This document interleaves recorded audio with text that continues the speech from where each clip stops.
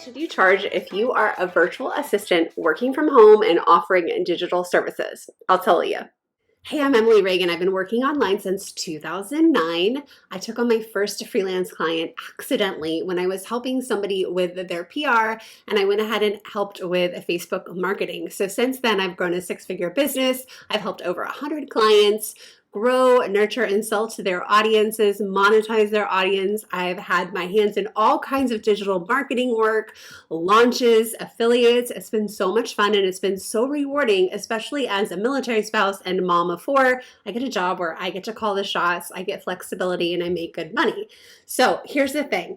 A lot of people starting out ask me this question, and it's something that we talk about inside my Unicorn Digital Marketing Assistant School and in my marketing work group, where we share our prices. You're going to learn a lot what to charge when you talk to other people, and that is really the best way to get started. So let me just give you a heads up. I help out new freelancers all the time, going over their packages, going over their services and their business models to help them figure out how to get started and what to charge and how to get to the next level. So if you're new and you're wondering, what do I charge? Let me break it down for you. First off, there are virtual assistants who live overseas, and they can usually charge less because their cost of living is a lot lower. So you'll see virtual assistants from the Philippines, Eastern Europe, and India who could be very tech savvy, could be very project management savvy, but can get away with rates from $4 to $10 an hour.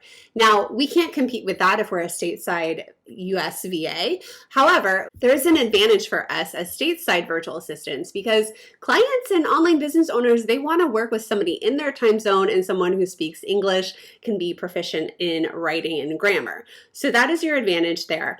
And I usually tell people when they're starting out that your pricing really dictates your worth and your confidence. So if I see a virtual assistant offering $15 an hour, that tells me that they're new and they're offering very minimal admin skills there. So if you're brand new, if you have not a lot of experience, $15 to $25 an hour is really the newbie rate.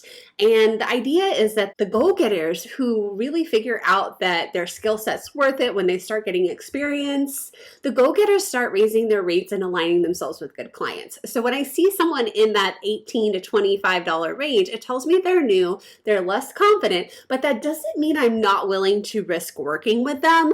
I just know as a business owner that over time they're going to want to raise their rates. And it's okay if I have to do some training and get that VA up to speed on my team. But if you're coming to the table with skills or any kind of specialty, you should be charging more than $25 an hour. So this can apply to anyone with marketing skills, a creative specialty like video editing, graphic design. You really start getting up there quickly. It depends if you're offering what kind of retainer services and how many hours and what that looks like. So a lot of my digital marketing assistants with no experience start at 25. A lot of my students quickly progress to the $35 to $45 an hour. Now, as you get advanced, if you get proficient with tech, copywriting, if you're doing any of the writing, things start to escalate pretty quickly and you can start charging above $50 an hour. Now, from there, it starts turning into possibilities for VIP days, project rates, and bundled packages. So start thinking about that, and then your client won't see you as much as a commodity when you're pricing yourself with those types of packages and services. So if you have any questions about working online as a virtual assistant, let me know. I often have pricing webinars you can attend. I have a free Facebook group. I would love you to hop in there and you could ask questions. You could start scooping up some of the job opportunities that we're sharing over there. And I would love, if you're still figuring out your niche, I have a recent video here about niches for virtual assistants. And then stay tuned because I have a course called the Unicorn Digital Marketing Assistant School, which teaches the marketing techie skills to virtual assistants. And why this is so important for you is when you are more related to the sale, marketing and sales can usually command a higher fee because it becomes a value-based. Your skills that you're bringing to the table help your business owner clients make money. Now, admin is great. It can help save money, but it's harder to go up the scale with that one quickly, and it's a little bit more cost-based, meaning you kind of become a commodity with your time.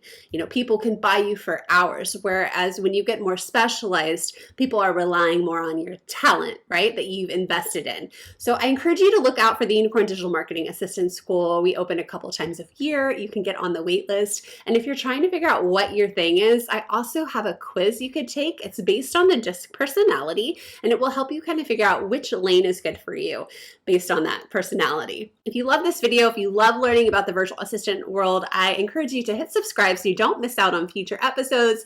And I appreciate you being here. Thanks for stopping by.